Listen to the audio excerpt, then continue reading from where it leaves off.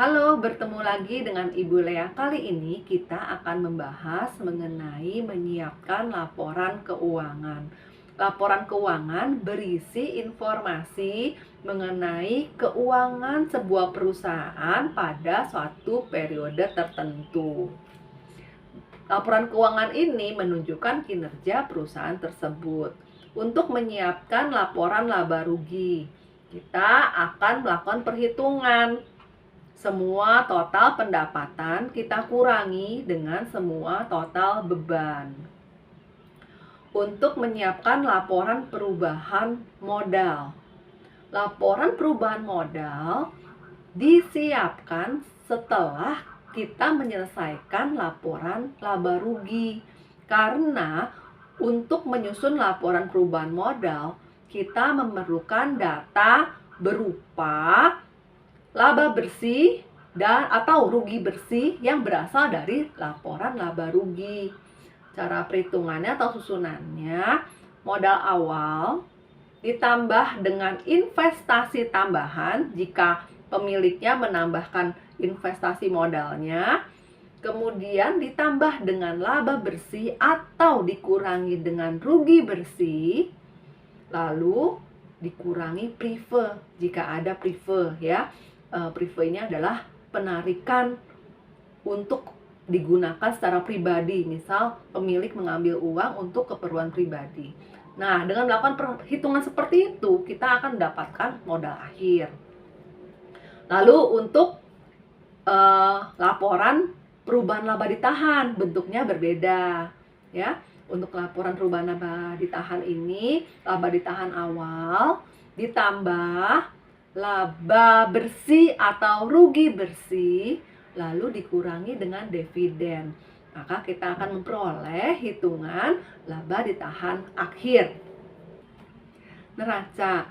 Kalau kita mau menyusun neraca, kita membutuhkan informasi dari buku besar untuk kelompok harta, utang, dan modal.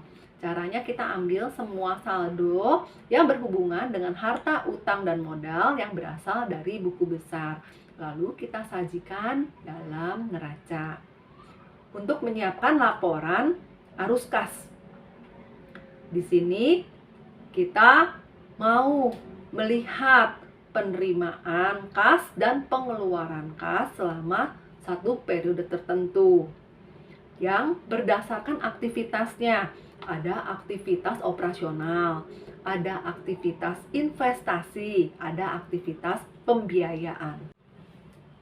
Aktivitas operasional di sini berisi uang yang masuk yang berasal dari pendapatan usaha dan uang yang keluar untuk pembayaran beban. Untuk aktivitas investasi, di sini akan terlihat arus kas yang masuk dan keluar berdasarkan penjualan atau pembelian aktiva tetap atau penjualan atau pembelian investasi surat berharga. Jadi penjelasannya seperti ini. Jika kita menjual aktiva tetap, maka uang dari penjualan itu akan masuk di aktivitas investasi.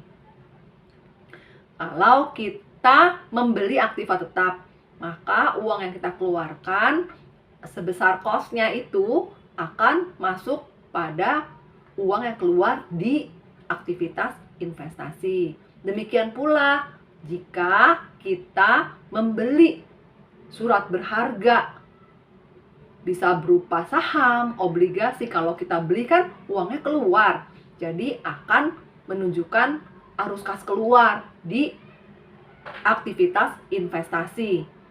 Kalau kita menjual surat berharga, ya investasi surat berharga, artinya kita akan memperoleh uang arus kas masuk, dan ini akan masuk di aktivitas investasi.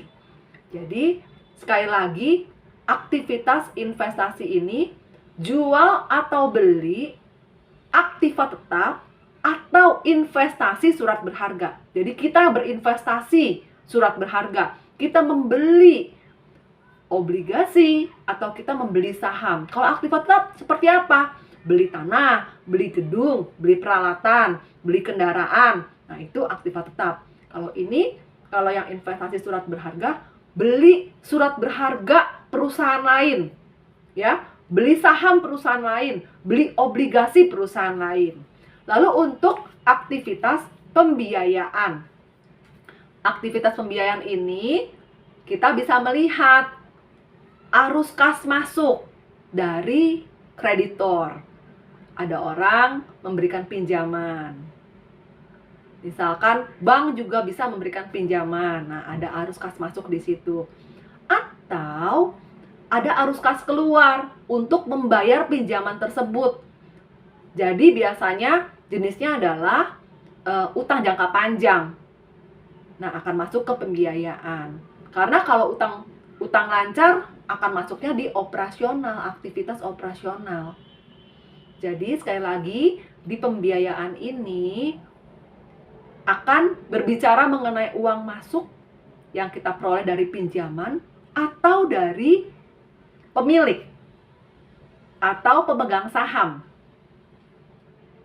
Dan kalau kita keluarkan berupa apa? Oh, kita keluarkan berupa pembayaran utang. Atau kepada pemegang saham kita keluarkan untuk apa? Untuk bayar dividen. Atau misalkan ini kasus spesial ya, kasus khusus. Misalkan saham yang sudah beredar kita beli kembali. Nah, itu termasuk di bagian ini. Jadi secara garis besar saat kita akan menyiapkan laporan keuangan, langkah-langkahnya yaitu 1. Semua transaksi keuangan kita catat pada jurnal umum. 2. Jurnal umum dicatat ke buku besar. 3. Kita menyusun neraca saldo. 4. Kita menyiapkan jurnal penyesuaian. 5. Kita menyiapkan neraca lajur. 6. Kita menyiapkan laporan keuangan. Laporan keuangan ada laporan laba rugi, laporan perubahan modal, neraca arus kas. Semuanya berurutan. Jadi sekali lagi 1. Laporan laba rugi, 2. Laporan perubahan modal, 3. Neraca, 4. Arus kas. Untuk catatan laporan keuangan itu tidak wajib, jadi tidak kita bahas. Kemudian ada satu hal yang perlu kita ingat.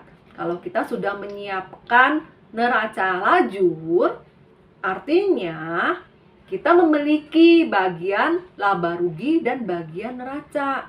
Ada kolomnya tuh, 4 kolom terakhir. Jadi laba rugi debit kredit, kemudian neraca debit kredit. Saya sebut 4 kolom terakhir ya. Nah, kita bisa langsung menyusun laporan laba rugi dari bagian tersebut dan juga neraca dari bagian tersebut karena neraca lajur memiliki kolom khusus untuk laba rugi dan neraca. Demikianlah pembahasan kita mengenai menyiapkan laporan keuangan. Sampai jumpa.